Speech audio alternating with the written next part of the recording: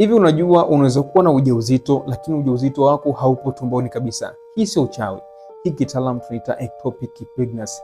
Unakuta ni ile hali ambapo mimba badala ya kukua kwenye nji wa mimba inaenda kukua kwenye mirija ya uzazi.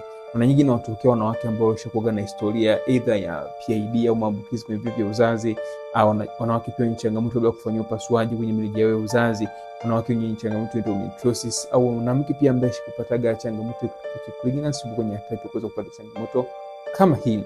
Sasa utajua vipi kwamba una hii ectopic pregnancy? Kwa sababu kawaida mimba kama hii hapa huwa haikui.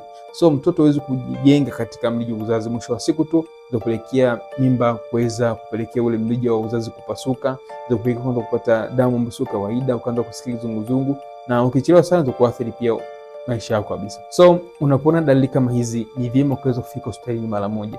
Dalili ya kwanza ni pale ambapo unaanza kuona maumivu upande wa kushoto au kulia, hasa ukiwa mjamzito.